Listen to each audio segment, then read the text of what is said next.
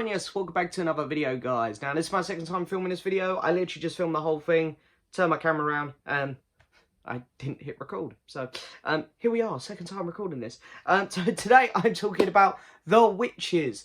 For the second time. I know it's the first time for you guys, but this is crazy. I'm literally repeating myself. Stupid bones. Anyway.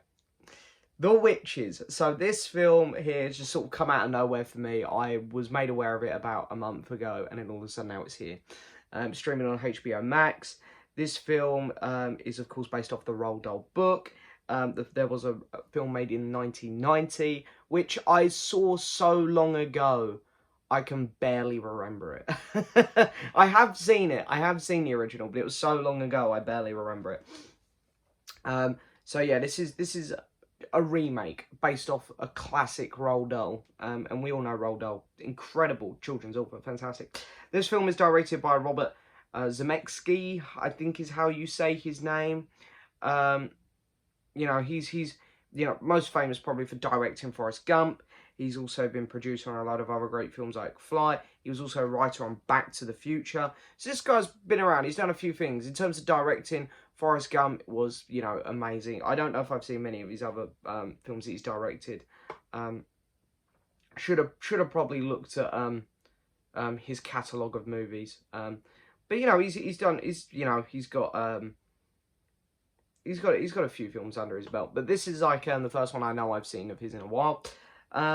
This film is starring Anne Hathaway, of course, Olivia Spencer, who I absolutely love, Stanley Tucci, who I'm also a really big fan of. Chris Rock is narrating. I love Chris Rock's voice. And then there's, a few child actors in this as well, because this is what this film is based off, This film stays very... it's very... I'm trying to think of the word. It's good at staying true to the Roald Dahl book and the previous movie. That's the only issue I really have with this film. And while I get it, they're trying to be respectful towards the previous products that come before, it also just doesn't leave itself any room for much originality. It's like it's got a structure that it needs to follow.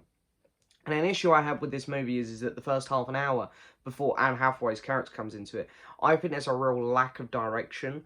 I don't think this film really knew how to get to Anne Hathaway, and there's a lot of random stuff filled in there.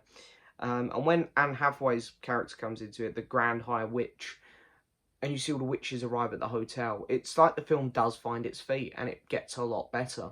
But the first half an hour of this movie, I was lost. I didn't know why things were really happening, and I found it the film very sloppy for the first half hour.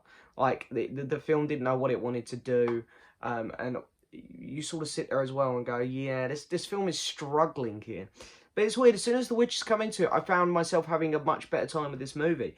And while I know it's not as good as the original, it's a fun time. The actors and stuff all give decent performances. I know a lot of people have been moaning about the witches' voices online, but that's sort of how they sounded in the original.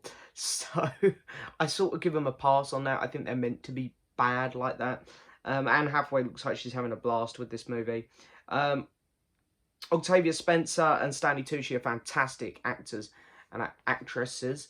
And they, I think that they're underplaying themselves here. But it's a kids' movie. They know they are. Yeah, and, the kid actors all do a decent job. In terms of, like, effects and whatnot, it's... a lot of the time the film looks good. Then there are other moments where it doesn't look great. But, yeah, it's a mixed bag, this movie. It really is. I did find myself having fun in the last two acts of the movie. But the first act is...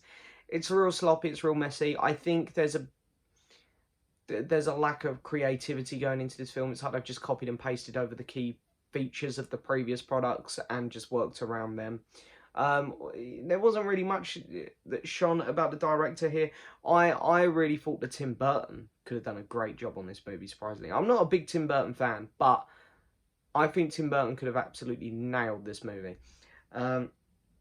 Yeah, so overall, this movie's fine. I don't really have any big problems with it. It's an innocent kids' Halloween movie.